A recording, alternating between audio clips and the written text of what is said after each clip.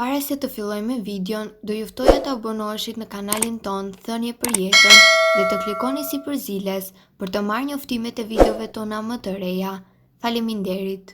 Mjeku i urdhër, nuk duhet të pini kafe nëse trupi juaj shfaq këto 3 shenja. Shumica e njerëzve nisën ditën me një kafe në çdo kohë të vitit. Në fund të fundit, përfitimet shëndetësore të kafes janë të njohura dhe të rëndësishme, pasi ndër të tjera ato ulin rrezikun e problemeve të radikaleve të lira, demencës, diabetit dhe mbrojnë nga obeziteti. Megjithatë, ka raste specifike kur konsumi i kafes nuk rekomandohet, pasi mund të shkaktojë efekte negative për shëndetin tuaj. Disa prej tyre do t'i rendisim në këtë video sipas health.com. Nëse jeni dhe vuani nga ankthi, atëherë nuk duhet të konsumoni kafe. Kafeina që përmban kafeja stimulon lirimin e kortizolit, hormonit të stresit dhe adrenalinës, të cilat shkaktojnë rritje të presionit të gjakut dhe ritmeve të zemrës. Megjithatë, konsumi më shumë se 2000 mg kafein mund të shkaktojë pagjumësi, dridhje, frymëmarrje të shpejta, nivele të larta të stresit, presion të lartë të gjakut dhe nervozizëm. Kur kafeja është tepër e nxehtë, nuk duhet ta konsumoni. Pirja e kafes së nxehtë dhe pijeve të nxehta në përgjithësi është zbuluar nga kërkimet se rrit rrezikun e problemeve të ezofagut, sipas Organizatës Botërore të Shëndetësisë. Ndaj, edhe nëse nxitoni të shijoni kafen e nxehtë që sapo keni përgatitur, është e rëndësishme ta shmangni atë. Nëse ndjeni përgjumje dhe duhet të flini, mos konsumoni kafe. Kafeja mund t'ju ndihmojë të zgjoheni, sipas rezultateve të një studimi të ri. Megjithatë, kafeina humbet fuqinë e saj për ato që flenë më pak se që nevojitet trupit. Pra nëse mundoheni se nivelet tuaja të energjisë po bien, në vend që të pini kafe, bëni një sy gjumë për disa minuta, në mënyrë që të merrni përfitimet për organizmin tuaj. Disa nuk mund të fillojnë në ditën pa pirë një filxhan kafe, disa të tjerë mbajnë gjithmonë pranë tasin e madh me kafe. A i dini se kafeja mund të dëmtojë shëndetin e trupit tuaj nëse e pini me tepric? Ja cilat janë pasojat negative të pirjes së tepërt të kafes. Ju bën të dëgjoni zëra. Sipas një studimi të Universitetit të Melbourne-it, kafeja është një lloj substance psikoaktive. Nëse pini më shumë se 5 filxhan kafe në ditë, mund të dëgjoni zëra që në fakt nuk ekzistojnë. Kafeja e tepërt mund të dëmtojë mëlçinë. Sipas një studimi të kryer nga National Institute of Diabetes and Digestive and Kidney Disease në Shtetet e Bashkuara, dozat e vogla të kafeinës e ndihmojnë në trupin të detoksifikohet, por sasitë e mëdha të saj mund të kenë pasoja të kundërta dhe të dëmtojnë kështu mëlçinë. Rrit trysninë e gjakut. Studimi kryer në Mellon University tregoi se kafeja stimulon rrahjet e shumta të zemrës dhe mund të shkaktojë probleme me frymëmarrjen. Pirja e tepërt të kafes të bën nervoz dhe të paarsyeshëm. Një frymëmarrje jo e mirë mund të pengojë transmetimin e mirë të oksigjenit në tru, çka mund të dëmtojë procesin e vendimarrjes. Shkakton gjithashtu probleme të pagjumësisë. Kafeja mund të pakësojë me 6 orë kohën e gjumit dhe duhen 24 orë që substanca të largojë përfundimisht mbetjet nga sistemi juaj. Mos e pini asnjëherë kafen përpara se të flini, të paktën 5 orë përpara gjumit, kafeja nuk duhet të konsumohet. Nxit shfaqjen e osteoporozës. Sipas një studimi të Universitetit të Oregonit, kafeina nuk i bën mirë kockave, sidomos kur është e tepërt. Për të shmangur këtë rrezik, konsumatorët e mëdhenj të kafes duhet të marrin sa më shumë vitaminën D. Nxit urinimin e shpejtë. Kafeja mund të sjellë probleme me fshikëzën e urinës dhe të nxjisë dhe të shkoni më shpesh për të urinuar, duke përshpejtuar kështu nevojën për urinë gjatë ditës. Kafeja e tepërt në trupin tuaj mund të shkaktojë dhimbje koke. Sipas American Heart Association, konsumatorët e mëdhenj të kafes mund të kenë dhimbje koke, ankth, lodhje si dhe depresion.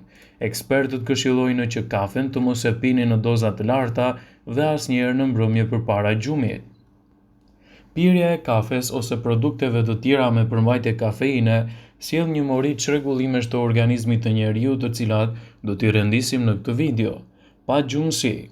Aftësia e kafeinës për të ndihmuar njerëzit të qëndrojnë zgjuar është një cilësi e saj më e çmuar.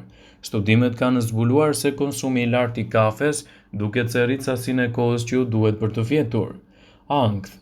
Kafeina njihet për rritjen e gatishmërisë. Nëse vëreni që shpesh ndjeni nervoz, konsiderojeni si shenjë për të ulur konsumin e kafes dhe monitoroni vazhdimisht për të kuptuar sasinë e kafeinës që organizmi juaj mund të tolerojë.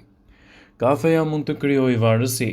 Nëse pini rregullisht shumë kafe ose pije të tjera me kafeinë, ka shumë gjasa që mund të vareni nga efektet e saj. Ndikon tek aparati tretës. Efekti qetësues i kafes i atribuohet lëshimit të gastrines, një hormon që stomaku e prodhon për të përshpejtuar aktivitetin e zorrës së trashë.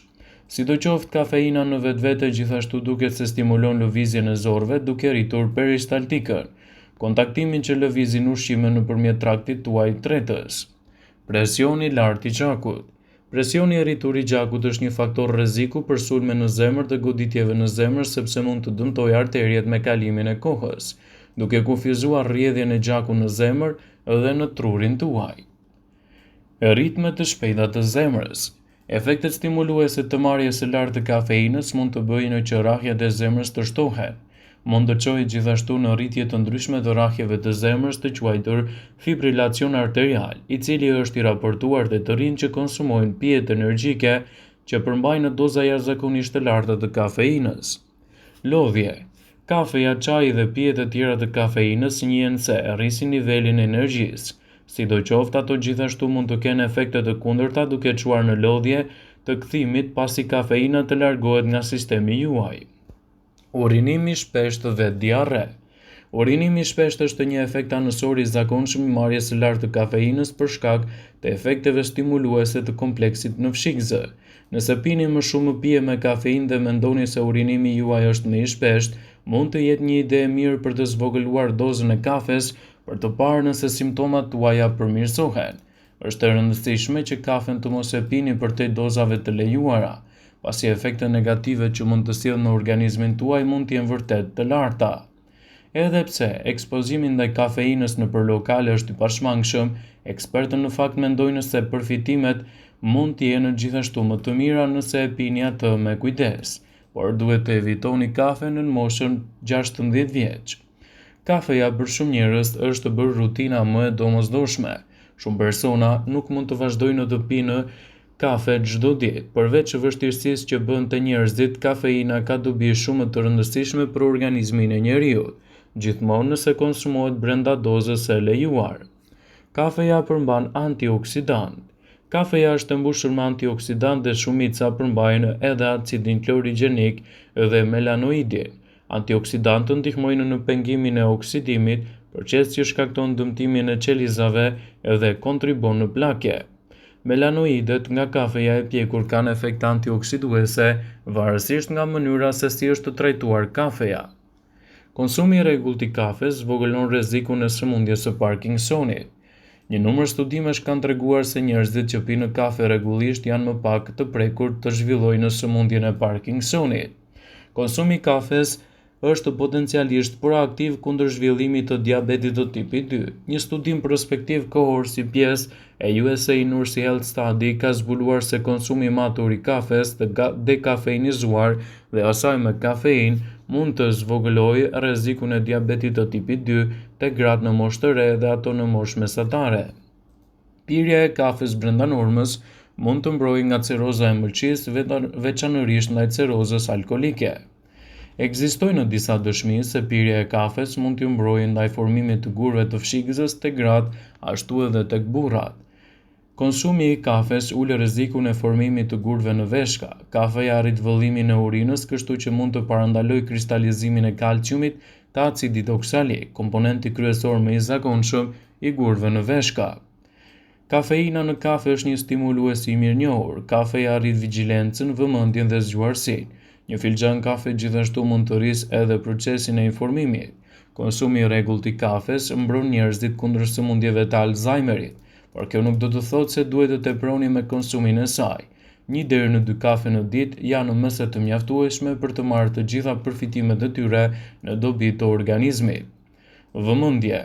Ju bëjmë me dije se informacionet në këtë video kanë për qëllim që të plotësojnë, të mos zhvendësojnë këshillat e mjekut tuaj ose ofruesit të kujdesit tuaj shëndetësor, dhe nuk kanë për qëllim që të mbulojnë të gjitha përdorimet e mundshme, masat paraprake ndër veprimet ose dhe efektet e tyre negative në shëndetin tuaj.